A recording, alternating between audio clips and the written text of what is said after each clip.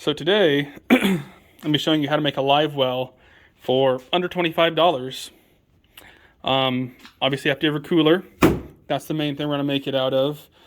So there are some variations in price, mainly with the cooler. Everywhere there's a little bit of variation. I bought this one at a construction auction yesterday for $5 with this idea in mind. Obviously, you could already have an old one. Most likely a relative who will give you one if you don't. And or go to garage sales. You can get them for $1, $2. Next to nothing, really, if you don't care about an old one. I'm going to paint this, so I'm not really too worried about how it currently looks. Yeah, it was, in my opinion, a good enough buy. One of the things I really wanted, though, when I did it, planning ahead, was the plug down here. That way, when it's full of water, I can pick it up to the side of my boat, pull the plug, drain most of the water out, be done with it. Now, what I bought, these are things you can find at Walmart pretty easy, was this Hush Bubbles. It's battery powered. It says it goes for 75 hours, so assuming that is true, I think that'll be a great idea for me. Be about perfect, really. One of these bubble stones. I actually wanted the bigger one, however, that's all they had. And you can get a second one and loop it onto it, so I figured I'd like to do that maybe if I have time, or whenever they have another one in stock. If nothing else, this is going to be double-sided taped down, so I can pull it off, put the bigger one on, or get the bigger one, loop it together. Or if someone really wants to in the future, you can put 2 pumps on here. That's pretty much it. Like I said, your price is going to vary upon which pump you get. There was 3 different options. That's the one I went with. How big your bubble stones are, what you pay for your cooler.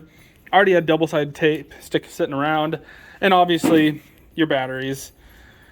So you could probably build this for $20 up to $40. I'd be surprised if I had to go over $40 because nothing here is expensive. So I'll show you the first thing I'm going to do. Is basically unpackage this guy. I need to put batteries in him first. And the way I'm going to hang it up is with this little guy back here. I'm essentially going to put a small hole somewhere in here because this is a dual wall cooler. So I can put a hole in this outside and nothing will leak through from the inside. So I'm going to put a hole somewhere in here, string that little metal piece down through it and have it sit. Probably somewhere in here. And then I will drill my hole. If anybody buys one of these too and you're wondering, does it come with a hose as well? This took me a little bit. It does. Now, I was told that the hoses in these are not the greatest thing in the world, but they will work. So, it comes with the hose, this other little aerator piece. I'm not going to be using that piece, but I do have it if I want it, I guess, and whatever that little metal piece is. But probably a little weight to hold it down, I can only imagine. But with all that talking being done, let's just get to work. Okay, so I got a small hole cut in there, like I slid down. And see, the hose comes out right here. I have a 7/32 drill bit, which should be a pretty tight fit for this hose to go through.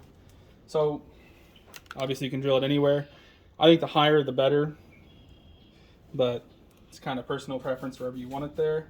I'm gonna go about right here.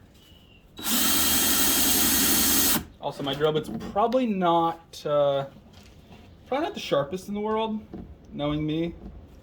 So I abuse these things because they're lifetime warranty.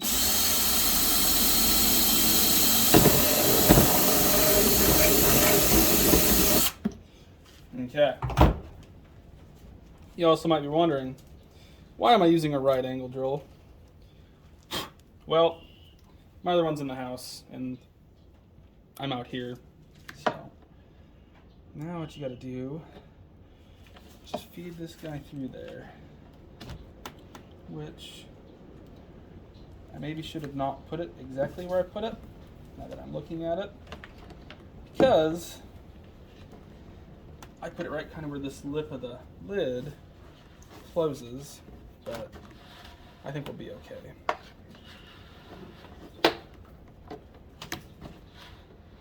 Now, what some people do is they'll stick down that first. Not a bad idea, But for me, I wanted to make sure I had plenty of space left to do that, or plenty of hose to do it. And I do, but it was just one of those things where I wanted to be double safe about it, so that, you know, I didn't get the whole thing together and then be like, well, now I'm in trouble, you know. Have one of those times. So obviously, this stuff, you just stick right on the bottom and cut to length, which I recommend scissors. However, I didn't grab any, but I have a semi-sharp knife that's pretty good. Now let's see if we can get you seeing up in here now.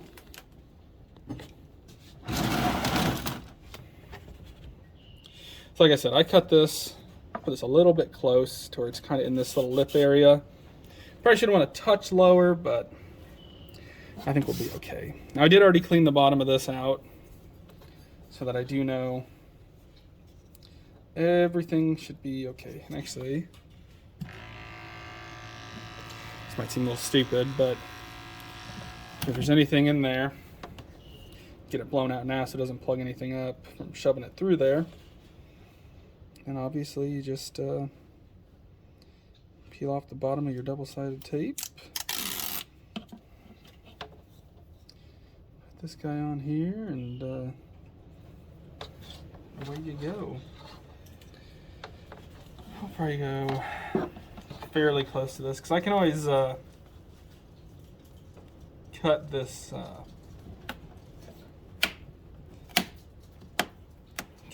hose and make it shorter if I need to. You guys really couldn't see anything, but as you can see, that's a little bit high. And then I just got to put water in it and test it. So let's go ahead and do that. And now we have water in it. We just turn it on. There we go. It's working like it should. So hopefully there's not too much wind noise right now. Now, another couple things people say you can do is put some silicone on this hose, but if you drill it the right size, it's a pretty tight fit and you don't have to worry about it. One thing I probably will do though is get some double-sided Velcro type stuff. I Velcro this guy to the back of there, just so it's not banging around on there so much. But all in all, that's a pretty cheap, simple, easy way of doing it. So thanks for watching. Hopefully I'll be able to get some boat content on here soon, but we'll see. That's all for today though.